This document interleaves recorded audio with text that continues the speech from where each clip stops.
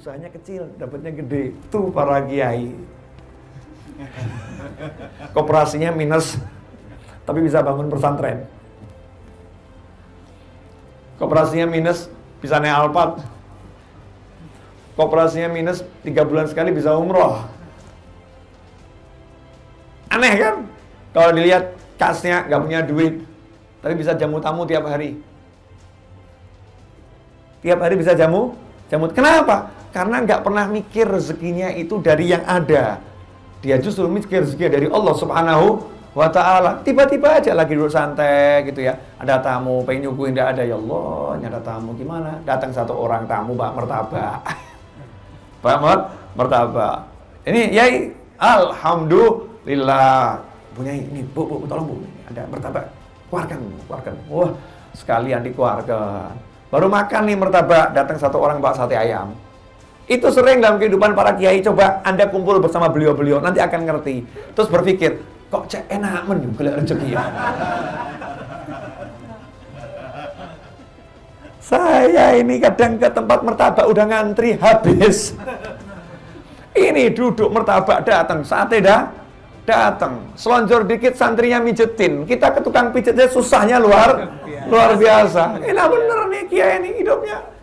Loh, kiai udah nurut sama Allah. Kata Allah, kamu doa aja ya, doa. Hasilnya kiai doanya jalan kenceng nih doanya. Santri mari kita Al-Fatihah. Mari kita baca sholawat nariyah. Mari kita baca sholawat munjiah. Orang zaman sekarang mau hajat kabul, iya, baca Yasin 41 kali. Berat, Yai. Ada yang lebih ringan? Doa ditawar nih. Tapi mau beli mobil harga 400 juta, pernah ngomong, tolong dijadikan 200 juta. Dia tahu, nggak mungkin nih kalau kurang segitu. Udah paling diskon 10 juta, 20 juta, udah kelar. Ya mbak, oke, deal harganya. Dia berusaha cari uang, betul kan? Tapi disuruh baca Yasin 41 kali teriak. Mestinya kan jangan teriak. Oke, 41 kali ya. Oke, sip. 41 kali. Siasatin dong. Ya, undang teman-teman. Cari 41 orang ya. Udah kumpul semua, kita akan baca Yasin bersama-sama. Niat sesuai niat saya ya. Kalian ikut aja. Nah, jangan khawatir, perut kenyang semua. Yasin, ada nanya loh. Kok bisa Yasin 41 kali itu kabul? Orang tawasul dengan Al-Qur'an itu paling hebat. Tawasul dengan Al-Qur'an. Allah ketawa nih hambaku nih yang lain capek-capek ke pasar nih ya. Dia nggak bingung begitu, dia yakin sama aku dulu. Dia yakin sama aku dulu. Beres. Dibereskan urusannya sama Allah dengan minta. Saya nggak ngomong jangan nggak berusaha loh ya. Berusaha itu nggak usah dibahas. Udah usaha kita usaha. Semua usaha kan? Yang nganggur itu juga berusaha loh. Berusaha nganggur loh. Saya mau nanya, Anda yang kerja berusaha nganggur susah atau mudah? Susah, banyak ketakutan untuk nganggur tuh, bener kan ya?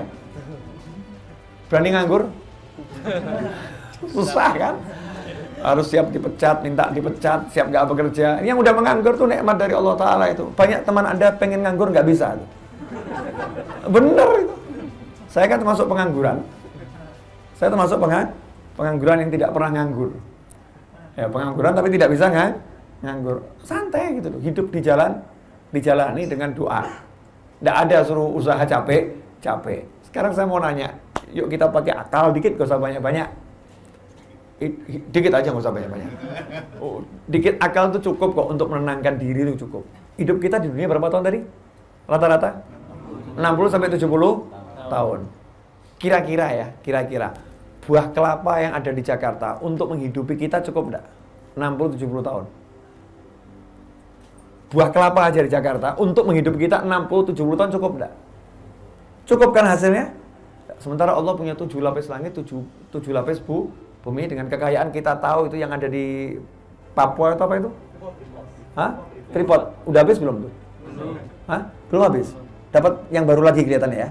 Semakin digali semakin dapat yang baru-baru lagi. Semakin banyak yang didapat, nggak habis-habis tuh. Dan berapa banyak yang seperti itu? Udah ratusan tahun di belahan bumi dunia mendapatkan kekayaan yang luar biasa untuk orang banyak. Nah, untuk Anda satu tuh kira-kira Allah bisa enggak ngasih? Untuk saya satu orang ini Allah ngasih bisa enggak?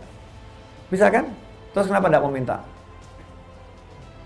Yang ditanyakan tuh, mau minta enggak gitu. Kenapa kamu nggak mau minta? Tapi, nggak pakai tapi. Buang tapi. Setannya itu, tapi itu setan itu. Saya ambil bukti nyata. Jadi Anda jangan bilang Habib ini aneh-aneh ini. Ya, saya ambil bukti nyata. Ketika Sayyidina Jabir bin Abdullah radhiyallahu ta'ala anhu, Sayyidina Jabir punya hutang banyak. Orang tuanya meninggal dalam perang, meninggalkan hutang banyak. Punya harta, warisan, pohon kurma, itu mau panen. Mau panen. Tapi ini udah jatuh tempo untuk bayar hutang orang tuanya. Karena orang tuanya meninggal kan punya hutang, diselesaikan sama anaknya. Lapor ke Rasulullah SAW, ya Rasulullah, saya punya hutang begini, ini mau panen untuk bayar hutang. Gimana ya Rasulullah? Apakah Rasulullah kemudian mengatakan, ya udah cari pinjaman dulu, cari hutangan dulu? Anda, Rasul perintahkan, siapkan itu kurma hasil panenmu, siapkan, jangan ditimbang.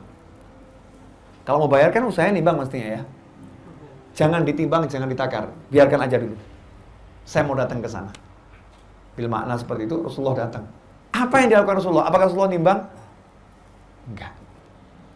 Yang dilakukan Rasul pertama kali mendoakannya dengan cara mengitarinya seperti tawaf. Saya mau nanya, sekarang kalau saya datang ke rumah Anda, ketika Anda saya mengitari untuk tawaf, Anda bilang apa? Bid'ah kali bilangnya. Musyrik ini ritual apa ini? Betul kan? Rasul mengitari buah korma. Baca tuh di hadits yang sahih. Korma sudah ditata, dikitari, kemudian Rasulullah duduk di atasnya dan berkata pada Jabir, timbang sekarang. Sekarang timbang, satu-satu suruh maju, suruh ambil. Berapa utang kamu sama dia? Sekian, sekian, sekian. Hasilnya, semua dibayar lunas dan buah korma itu tidak kurang. Mesti bilang, itu kan Nabi. Kacau ini, kalau ikut aliran model begini kacau kita. Jadi Nabi jangan dicontoh ya, jangan. Nabi Anda itu pajang saja, jangan dicontoh. Ini Rasulullah ngajarin, utamakan tuh kamu ikhtiar dengan doa, doain itu, cari berkahnya, cari orang soleh. Ya fulan, wahai guru, saya lihat kamu ahli berat, tolong saya ini, doakan saya. Itu yang dimaksud. Ada satu orang lagi datang, galak ya Habibnya ya, gregetan gitu. Satu lagi contoh, satu aja, usah banyak-banyak. Udah jam 11 lewat seperempat, udah 1 jam 15 menit. Tadi kan bilang 1 jam lewat ya dikit ya. Jangan lewat-lewat banyak. Hah? Ya nanti kan kesini lagi insya Allah ya saya. Ya kan nanti insya Allah ada waktu-waktu yang kesini. Begini, masih ingat sahabat yang datang ke Rasulullah SAW? Menceritakan usahanya yang udah mati-matian kerja. Ya Rasulullah, saya ini udah mati-matian, kalau bahasa kita ya, capek-capek kerja. Bayar utang gak pernah bisa. Utang saya banyak. Apakah Rasul kemudian meneliti cara kerjanya? Oh mungkin memang cara kerjamu kurang bagus. Kamu jual apa? Bisnismu gak beres kali. Cara jualnya, tokonya, produksimu. Ya. Apakah gitu Rasulullah? Enggak.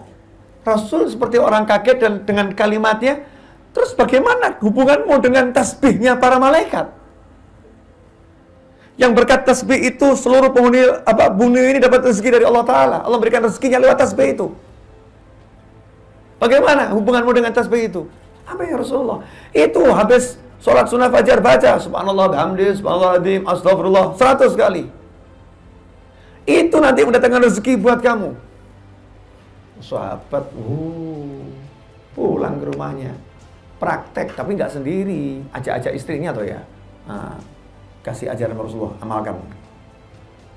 Baca habis sholat fajar, subhanallah bihamdihi, subhanallah. Nggak lama setelah itu, hasilnya apa?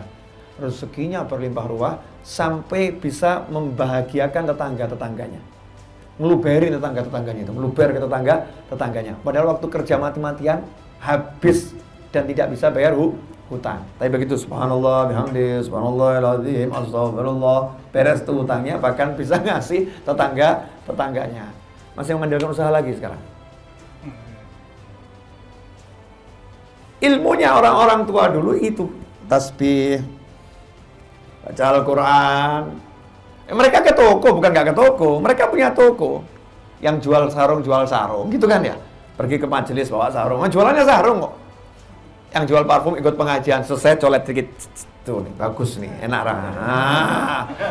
ya kan? Santai gitu. Tapi subhanallah rezekinya itu melimpah. Kok bisa? Karena ketika di majlis Allah kasih dia rezeki, yang dikasih colet begini tiba-tiba diajak ngobrol. Ya, mungkin ada yang curhat pengen beli rumah, cari ini. Lah kebetulan dia waktu nyolet di sana ada yang bilang mau jual rumah, kan begitu. Udah disatukan, ternyata dapat komisi kanan, dapat komisi kiri, selesai. Berkat colet-colet bisa beli motor. Iya, wasilahnya colet, tapi hasilnya beli motor. Kenapa? Nih, Allah kasih, tuh dengarkan. Allah yang kasih. Syaratnya satu, yakin sama Allah dan terus minta sama Allah. Jangan pernah putus hubungan dengan Allah. Lah kita enggak. Makanya kalau Allah nyindir itu, manusia itu kalau sudah tenggelam gitu ya, kepepet mau mati gitu, baru ya Allah tolong saya, ya Allah tolong saya. Tapi udah dikasih, ya udah lupa. Sudah dikasih, lupa. Itu manusia, persis kucing. Begitu dikasih lebih, ya dilepeh, ditinggal pergi. Majikannya nggak digubris sama dia. Betul kan? Betul lah itu kucing. Pergi begitu saja, lupa. Nanti udah kelaparan lagi, baru udah meow. Nah kita jangan begitu, minta terus tanpa henti. Ini namanya berdoa, ya. Dan tidak usah bergantung pada usaha, tapi usaha harus dijalankan karena itu kelayakan, kepantasan hidup di muka bumi. Kalau enggak nanti ya jadinya aneh, jadinya fitnah. Ini kok kelihatannya nggak punya toko, tapi kok mobilnya banyak ya.